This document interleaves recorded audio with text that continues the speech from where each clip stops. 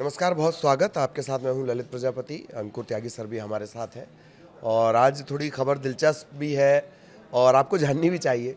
पूरी दुनिया को हथियार के दम पर अपने हथियारों का दम दिखाने वाले, पूरी दुनिया में टेक्नोलॉजी को अपना एकमात्र वो बताने वाले अमेरिका, वो अगर किसी को कॉपी करे, किसी की टेक्नोलॉजी को कॉपी करे तो आपको कैसा लगेगा?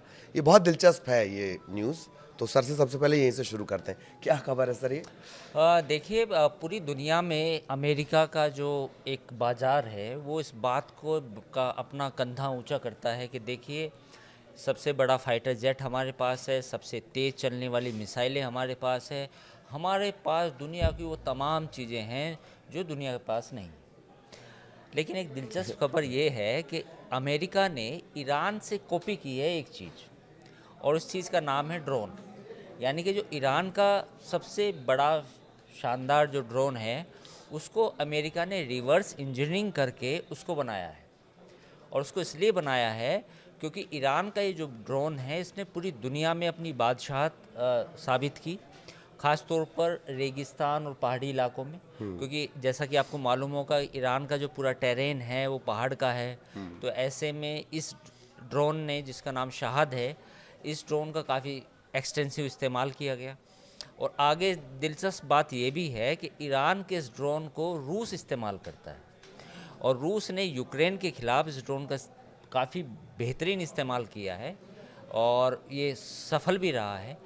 तो अमेरिका ने देखा कि भाई, ईरान के पास तो ये ड्रोन है और जो शानदार काम कर रहा है, तो ये ड्रोन अमेरिका के डिफेंस या फ़ौज के हाथ लगा। वो ड्रोन लेके वो अमेरिका गए और अमेरिका की लेबोरेटरी में इस ड्रोन की रिवर्स इंजीनियरिंग की गई, और रिवर्स इंजीनियरिंग करके अमेरिका ने फिर एक नया अपना ड्रोन बनाया है, जो इस ड्रोन को वो अमेरिका अब दावा कर रहा है कि हम इसको टक्कर दे सकते हैं। अब वो ये दावा कर रहा है रिवर्स इंजीनियरिंग से बना हुआ ये ड्रोन है। एक बात और भी है कि जब शुरुआत में कहा जा रहा था कि ईरान इजराइल एक तरफा मामला, इजराइल तो ये कर देगा, इजराइल वो कर देगा। इसके अलावा भी कई ऐसे मोर्चे रहे हैं जब ईरान के जो ड्रोन रहे हैं, उन्होंने ना सिर्फ डराया है बल्कि काफ़ी हद तक पीछे भी किया है इजराइल को। देखिए, आपको याद होगा जब जब अमेरिका इजराइल और के साथ जब जंग हुई थी ईरान की, तो उस समय दोहा में भी अटैक किया था ईरान ने। हालांकि वो सांकेतिक अटैक था, हाँ, सिर्फ दिखाने वाला था वो। दिखाने वाला था। वहाँ एक मॉल में भी अटैक हुआ था। लेकिन आपको मालूम होगा कि वो केवल एक सिंबॉलिक था, उसमें किसी को जान माल के नुकसान नहीं पहुंचाना था। और ईरान ने इसकी इत्तला भी दी थी अमेरिका के जो बेस थे वहाँ पर, और कतर की सरकार को भी बताया था कि भाई, हम ऐसे ऐसे अटैक कर रहे हैं, पर ये हम दिखाने के लिए कर रहे हैं। उस वक्त भी जितने भी ड्रोन थे, अमेरिका ने दावा किया था कि हमने सब नेस्तनाबूद कर दिए, पर कम से कम मेरा ख्याल है 4 से 5 ड्रोन ऐसे थे जिन्होंने अपना जो टारगेट था वो हिट किया था। देखिए, 2-3 चीज़ें समझने की ज़रूरत है कि ईरान ने पिछले काफ़ी समय में, ईरान एक समय मिडिल ईस्ट में एक ऐसा मुल्क माना जाता था जिसमें साइंटिफिक डेवलपमेंट काफ़ी आगे था। हाँ, लेबनान की हम बात करें, सीरिया की हम बात करें, लेबनान, मतलब लेबनान को ये माना जाता था कि ये ईस्ट ऑफ पेरिस है, यानी कि मिडिल ईस्ट का जो है ये पेरिस है। लेकिन ईरान ने काफ़ी डेवलपमेंट किया। आपने याद होगा कि जो भी उनका परमाणु कार्यक्रम है, एटॉमिक प्रोग्राम है, उसमें भी उनके जो साइंसदान हैं, जो साइंटिस्ट हैं, उन्होंने काफ़ी तरक्की की, और वो अब इस लेवल पर भी है कि अमेरिका को अंदर जाके अटैक करना पड़ रहा है। तो ये जो शाहद नाम का ड्रोन था, ये इतना शानदार था, इसकी खासियत ये थी कि ये रडार जितने भी लगाए जाते हैं ड्रोन को पकड़ने के लिए, इंटरसेप्ट करने के लिए, उनमें भी नहीं पकड़ा जाता था। और जो इसका एक तरह से जो मैन्यूअर था, यानी कि जो ऐसे घूम के आता था, वो इतना शानदार था कि इसको डिटेक्ट करना बहुत मुश्किल था। तो जब इजराइल के साथ जंग हुई तो ईरान ने इसका बहुत बेहतरीन इस्तेमाल किया। फिर रशिया को सप्लाई किया, रशिया ने इसका यूक्रेन में बहुत शानदार इस्तेमाल किया। तो कुछ महीने पहले, करीब 8-10 महीने पहले, अमेरिका के हाथ ये लगा था शाहद, तो उसको नाम अमेरिका ने लुकास दिया है। लुकास। हाँ, लुकास। तो ईरान का शहाद और अमेरिका का लुकास। अमेरिका का लुकास। तो अमेरिका ने इसको रिवर्स इंजीनियरिंग किया, क्योंकि भाई ये देखना चाहता था अमेरिका, यार आखिर इस ड्रोन में है क्या है ऐसा। क्या?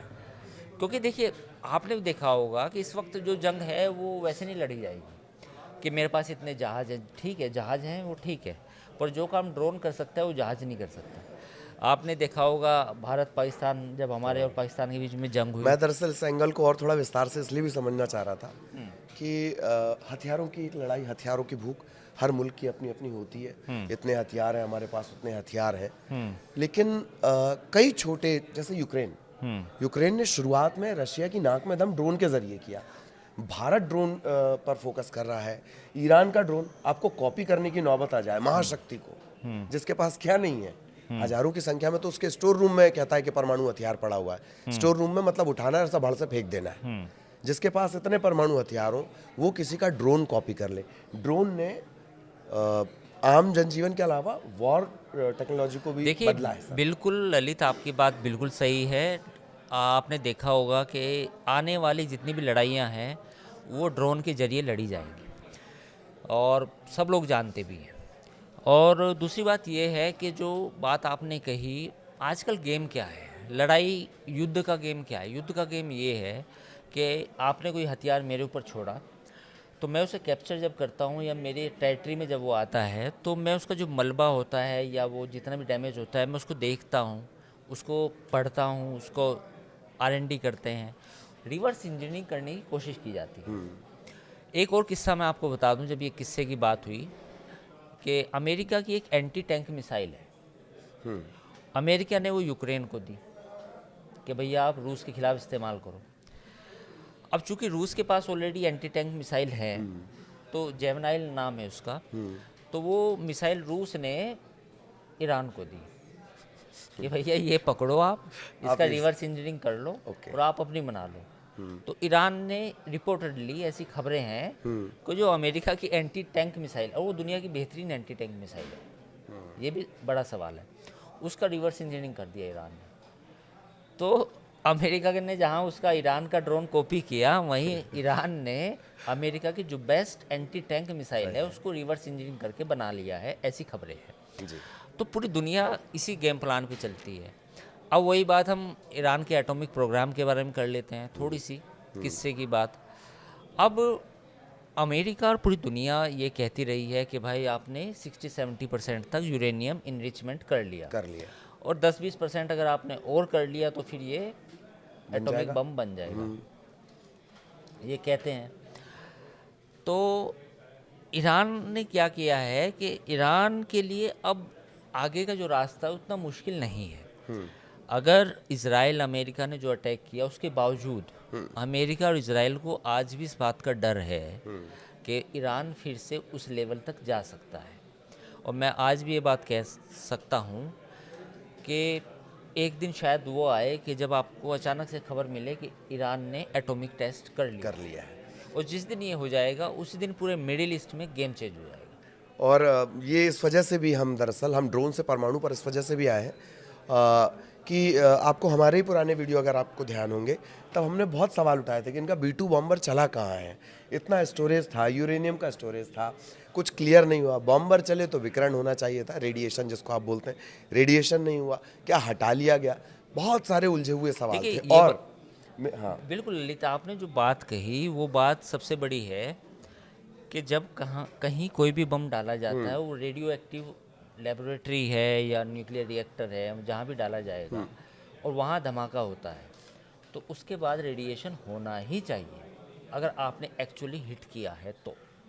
और नहीं किया तो कहानी है जी।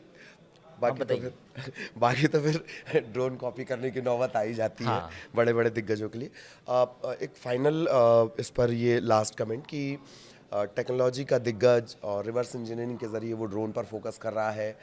क्या पारंपरिक हथियार या पारंपरिक हथियारों के दम पर जो अपने अपने पुरोधा बने, रशिया और US, इनका ये मार्केट है, क्या ट्रेडिशनल हथियार उतने कारगर नहीं है, या वो सिर्फ डराने के लिए रखे रहेंगे कि देख मेरे पास हथियार रखा हुआ है? और भारत का अगर हम ड्रोन टेक्नोलॉजी में भविष्य देखें, नज़र आता है वो? देखिए, हाँ, पहले तो मैं सवाल का जवाब दे दूँ कि भविष्य में क्या होगा। भविष्य में ये होगा कि अब छोटे हथियार और इलेक्ट्रॉनिक वारफेयर जिसमें एआई का भी रोल होगा, क्योंकि वे एआई के साथ कनेक्ट किए जाएंगे, उनका भविष्य है। बड़े हथियार केवल दिखाने के लिए होंगे कि आप अगर इस लेवल से आगे बढ़े तो फिर हम बड़े हथियार चलाएंगे।